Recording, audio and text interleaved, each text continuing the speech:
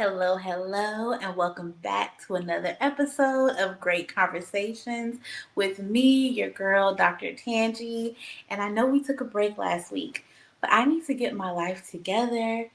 And it's together now, so we're ready to roll back in. If this is your very first time hearing my voice, listening to this podcast, what I like to do is take big concepts that have to do with joy, life, wellness, and break them down into smaller pieces so that you can actually do them. So, in this segment, we're talking about reciprocity, specifically in friendships, and what does it take for friendships to feel reciprocal. So, last episode, we talked about grace, and this episode, I want to talk about honesty.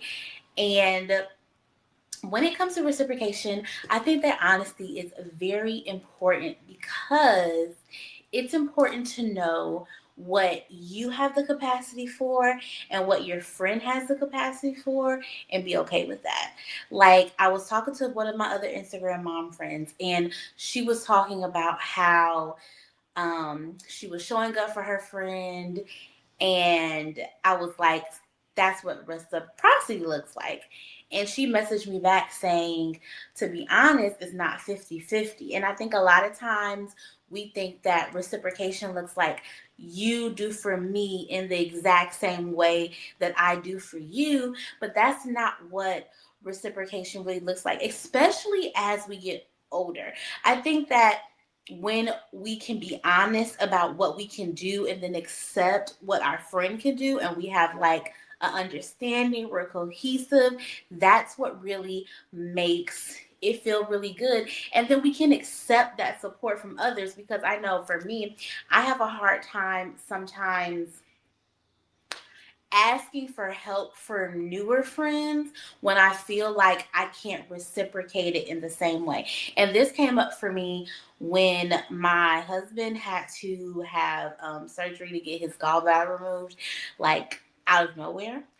And one of his best friends showed up right away, and his fiance really showed up for me in a way that she volunteered her services. And as soon as she volunteered her services to help me, I at first was like, no, you don't have to do that. And my initial reason for saying no was because I felt I wasn't sure if I had the capacity to reciprocate in the same way. And what I loved about her is that she wasn't expecting that from me. She was giving me what she could give me at the time because that's what she had capacity for.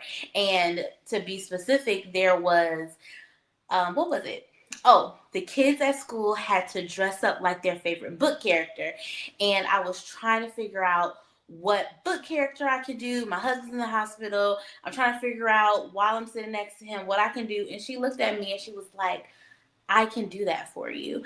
And I'm so glad she did, because she did the Hungry Caterpillar and it was way better than what I could have done. And I have forgotten that in her previous career she was an educator, so arts and crafts, she had that down pat.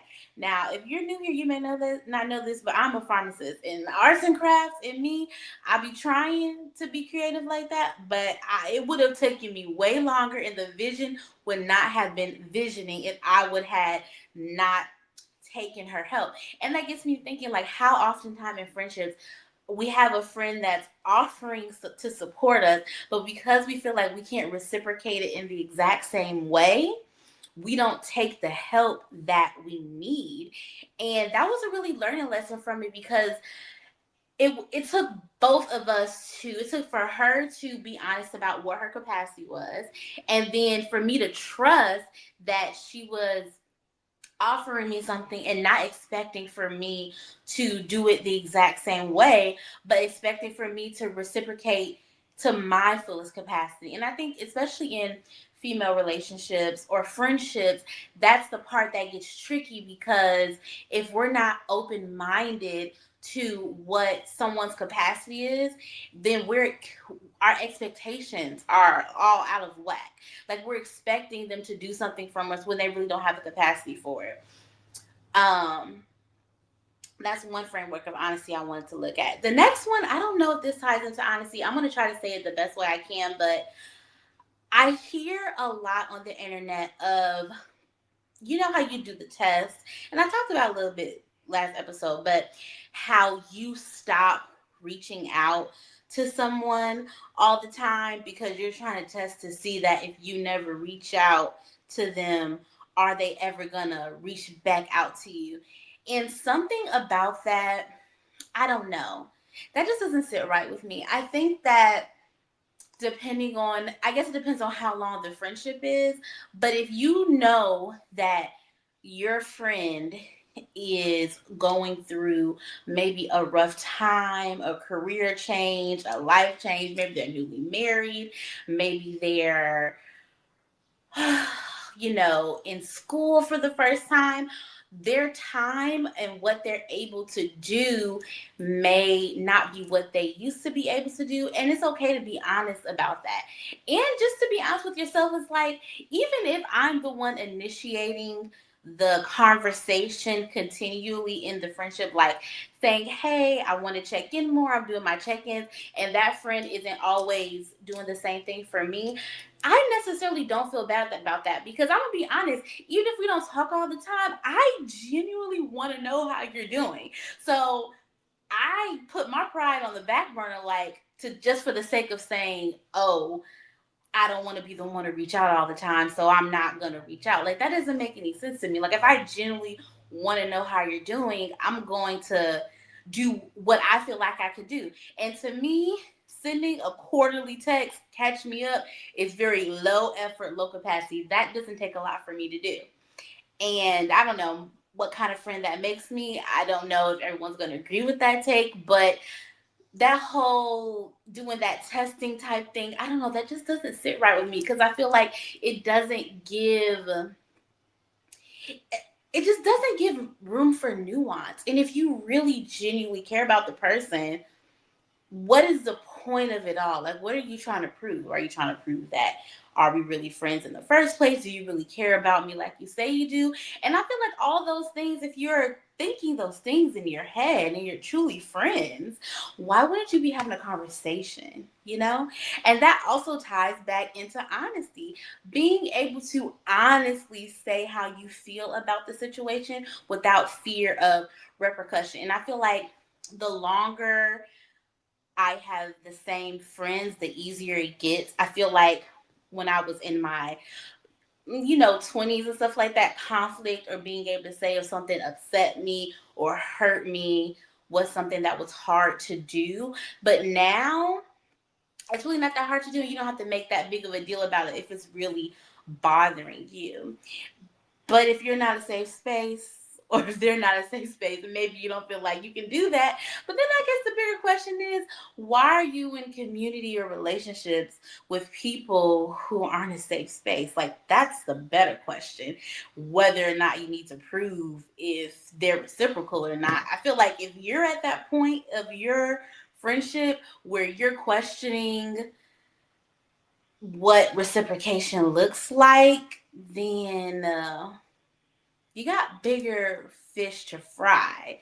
Like, you got to really get honest about what is it that you're even looking for in the friendship. Like, I am the type of woman who, I have a wide variety of different friendship, girlfriends, sisterhood, my line sisters, but I'm very honest about what I expect from each relationship, what I'm willing to give, what they're willing to give. And so, because I'm really clear on that, it's not too many blurred lines on my part, because I know honestly what I want from a relationship. And if I feel like I want more from the relationship and the other person honestly is telling me that they want more from the friendship, then we get there. For example, me and my good friend Leslie, she's like my oldest friend. We've known each other since we were 6, but it felt like, to me, you know how you're friends with someone for so long that it can feel like you're just friends because you've been each other for so long, but you don't actually really know what's going on in their life day to day. That's how it felt like it was between us. And I could tell that we both were in a place where we had the emotional capacity to do a little bit more. And honestly, 6 years ago, 4 years ago, we may not have been in that place emotionally. I know I wasn't. I was a new mom. I didn't have capacity to try to figure out none of that. Wherever the friendship status quo was, I was ready to leave it there. Excuse me. But now that AJ is older, he's more independent. I feel like I have more room to give to explore, and she does too. And so we like we saw this on Instagram where we send each other photos of our week, and it helps me be intentional because I'm capturing moments that I want to share with her. And it's kind of like a Sunday dump like you do on Instagram where you do like your weekly dump, but we do it just for us. And then we also agreed to do a shared playlist. But I feel like the reason why it's working is because there was a list of things that we saw on the Instagram post, but we picked what we could really do and what we had the capacity for. And I think that's just very nuanced in relationships. It's like I'm really good at seeing what you have capacity for as a friend and then accepting that. And I don't know if acceptance is one of the things we're going to talk about. I don't think it is. I think self-awareness is one of those things, or self-regulation, but that's another big part of it, is really looking at your friend's life and being like, even if I really wanted you to do more, you barely are holding your own life together. So how the heck do I expect for you to have anything extra left for me? And I think that that is something that it's hard to do because you want to you don't want to feel like you're doing everything and the other person isn't doing anything. But then I feel like when you go ahead and you scale back a little bit more. Another thing that I want to talk about when it comes to honesty and being reciprocal is, I'm having a brain fart. Okay, I got my train of thought back. Another thing about honesty that I want to touch on is being able to recognize a part about your friend that is annoying, that probably is never going to change, and accepting that and being friends with them anyway. For example, I have time blindness, okay?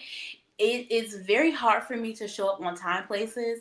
It's like either I'm super early or I'm like always 10 or 15 minutes late. And for people who are really on time, that could be annoying. It is annoying. And so when whoever decides to be in a relationship with me, to call themselves my sister, my friends, they need to understand that. So they could try to change me and shame me into being a better, person who comes on time or talk trash about me every single time I show up late. Or they could just love me and tell me one time that's gonna put me there on time. Like, for example, most of the time my friends, when they tell me to want to be somewhere, they give me like 15 or 20 minutes before the actual time. And when they do that, I am always on time. We have a good time, it's fun, and it's no problem. And so I think that that's the part of friendships. It sounds like a relationship with a person romantically, but that is so important. I mean, we are not guaranteed to find romantic love, but everyone has the opportunity to experience genuine reciprocal friendships. And I believe a big part of that is accepting who your friends are. I like really being honest with yourself in accepting those things and learning to love those little quirks about them. Like, even if there's something that I think you do that's weird or that's annoying, I'm not going to try to change you. I'm just going to accept you for who you are, and we're going to keep it pushing because I decided that I want to be in a relationship with you. I decided that I want to be friends with you. And honestly, that is what makes my life better. It's what's enriching, everyone isn't going to be exactly like me. I mean, how boring would that be to be friends with someone who thinks the way you do, acts exactly the way you do, has the same taste as you? Like, that would be so boring. But I feel like as we get older, we get stuck in our ways and we want things done exactly how we want them done. But when we're younger and we're making friends, I think that we have an easier time just doing it because we're just enjoying each other's company. It's not that deep. But lately, I've been seeing a lot of people talk about like how it's harder to make friends as you get older in your 30s. And I feel like that's one of the reasons that makes it hard is we're not honest about one, what we're really looking for in the friendship, and two, what we're willing to give back in that same sort of fashion. And it doesn't necessarily always mean exactly the same. Like, I hate that people, when you hear reciprocation, you think you showed up to my birthday party every single year for the last 5 years. That means I'm going to show up to your birthday party every single year for the next 5 years. That's not realistic. We have to plan to hang out with each other in our 30s almost a month in advance. Really more than that. Really almost like 3 months in advance, especially if it's more than 2 or 3 people. So for that expectation to be there all the time, it's it's it's weighty on a friendship. Like you can't be fluid and evolve and change. I know for me, birthdays used to be one of those things that I felt like no matter what, I gauged how close we were with whether or not you showed up to my birthday all the time. And then I had to realize that actually really has something to do with, because sometimes when you get older, you don't feel like celebrating your birthday in that big, like, showy way, you know? And sometimes people are in a space to where they want to celebrate. Not that they don't love you, but they don't have the time. Maybe they have prior engagements. And that was a big lesson for me, because I was like, okay, whether or not you showed up to my birthday party doesn't equate how good of friends we are, if that makes sense. If that makes sense. And that's really it. I know this episode is short and sweet, but these episodes are never long. They are meant to be something that you can do really quick while you're driving, while you're cooking, and just to spark up conversations about honesty and friendship and get the wheels turning. As always, you already know I have the question I'm going to ask you, which is, what is one thing you can do in your friendship to be more honest? Do you need to be more honest about what you need? Do you need to be more honest about what you can actually do in that relationship? What is it? And I want you to let me know. Let me know in the comment sections of YouTube. Let me know in the reviews if you're listening to this on audio podcast, because this conversation is so much better, when it's just not me talking. I want to know what you think. As far as the one great thing that I am loving, if you can't tell, my hair is big and flowy. If you're watching this on YouTube, you can see. If you're listening, it's big, it's flowy, and I am loving the D products, specifically the high def mousse. That is how I achieve this. It is my braid and curl. I put the little perm rods on the end. So that is a product that I am loving. And we're going to end this episode. Remember, living well does not happen by accident.